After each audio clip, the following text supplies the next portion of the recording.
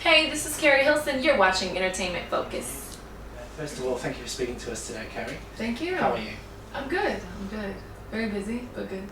I don't get starstruck often, but I have to say I'm pretty starstruck now. Oh, Sat next to stop Keri it. Hilson. Stop it. Icon. I think I icon. don't know. We're working there. I don't know. I think the thing that keeps me humble is that I don't feel like I've done anything yet.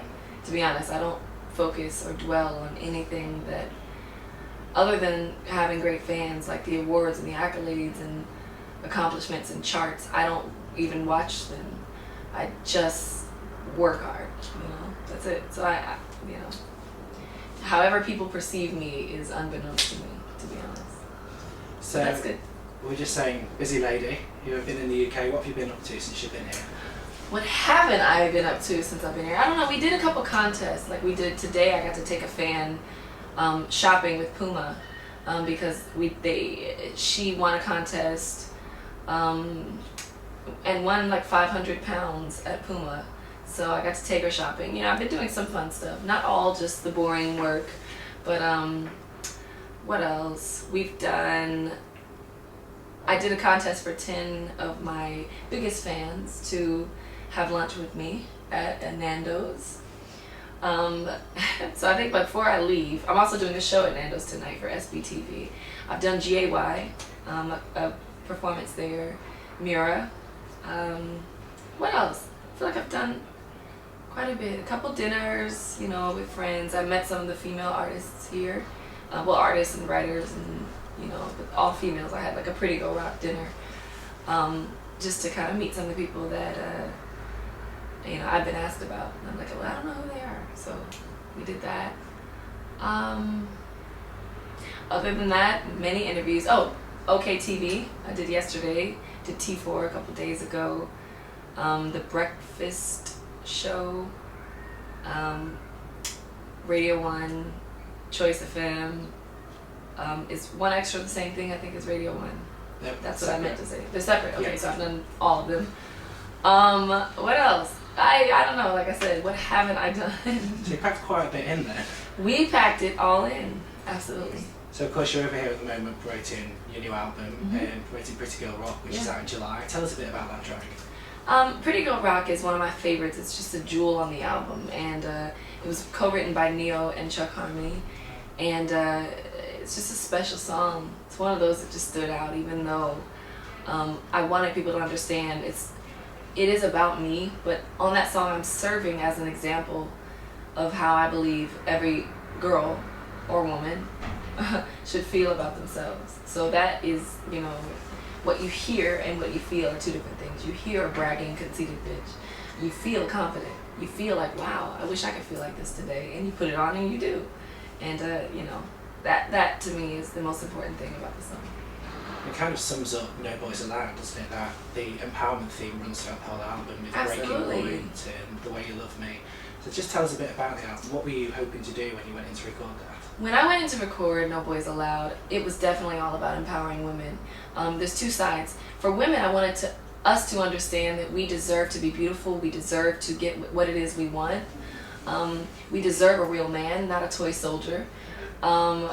We have to understand where our breaking point is and to just not tolerate so much. We deserve a lot more than we're getting out of relationships just because we want to be held at night or just for the sake of having a relationship, being hopeless romantics.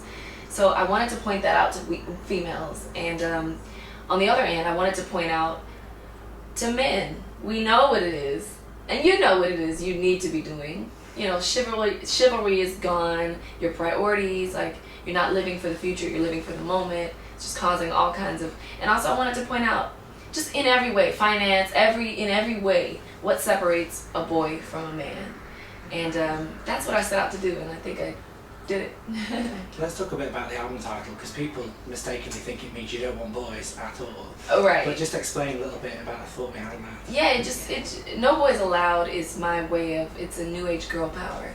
It's a new age, I deserve more than a boy.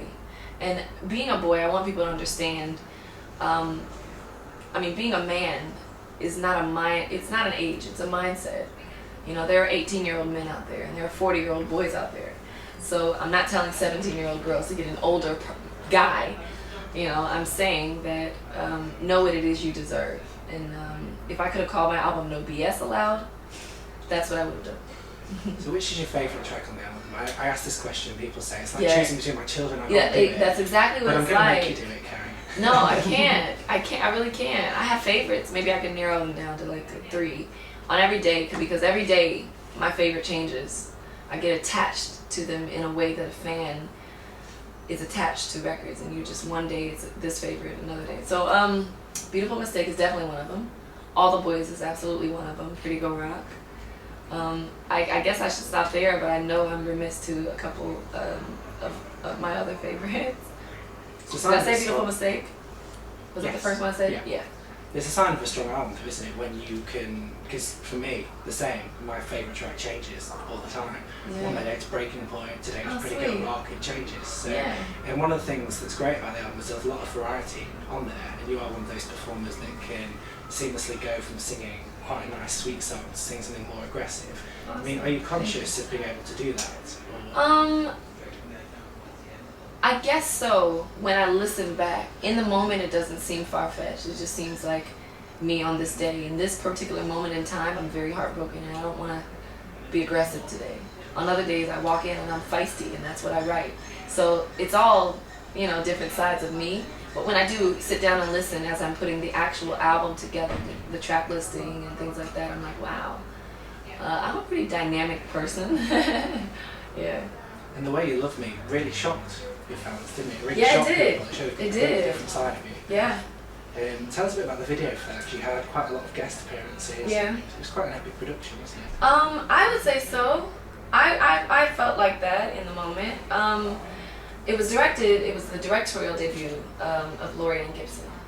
And she's incredible, you know, for what she's done for Gaga. She basically, you know, she is a creative director, she's a visual director, lighting, she understands angles, she understands everything, lenses, everything. So we were like, why not direct, you know?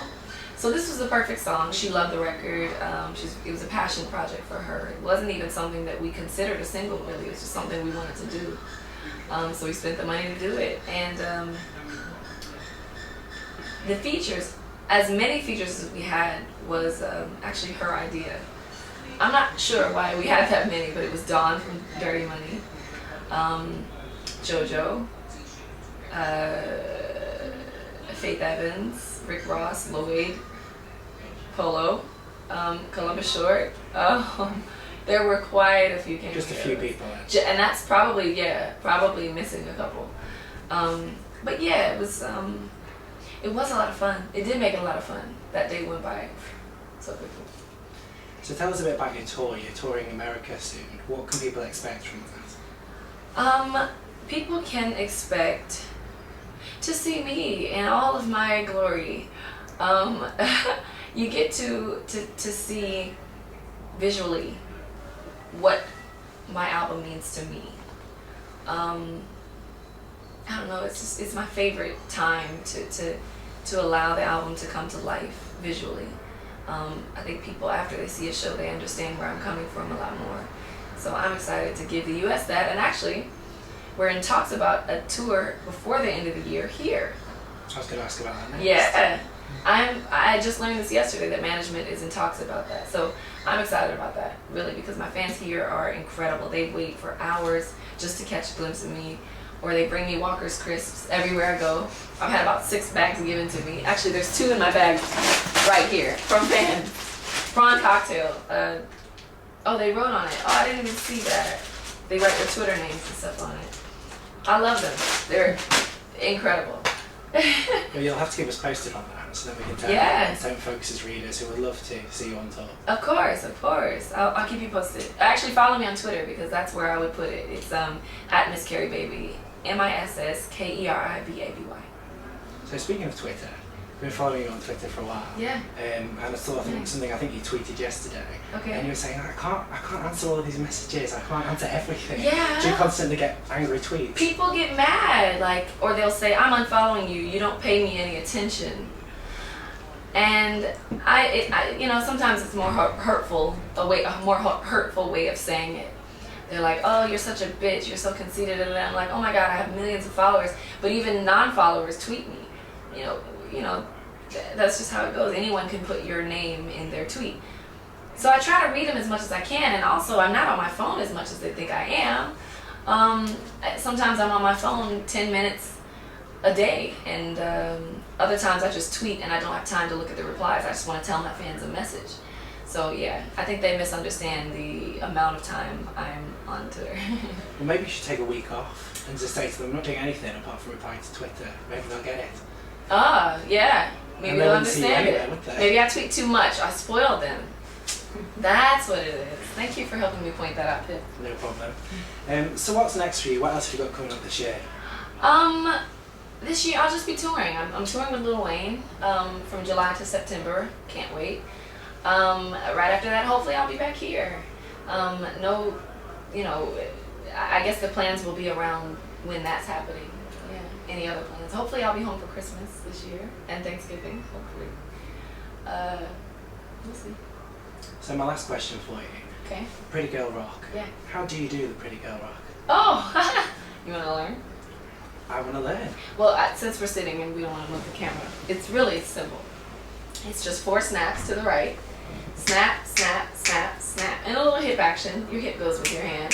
Snap, snap, and then hit your shoulder, hit your shoulder, hit your shoulder, hit your shoulder. So fast, it's like, now do the pretty girl rock, rock, rock, do the pretty girl rock, rock, rock. That's just it. You just, either you're moving your hair or you're tapping your shoulder like, I'm so beautiful. I would attempt it myself. Yeah. And I think I'll probably embarrass myself on camera. And you want to leave it to the girls to do the pretty girl rock. That's understandable. Yeah, maybe we'll get one of the female members of the team to do that one. Absolutely, absolutely.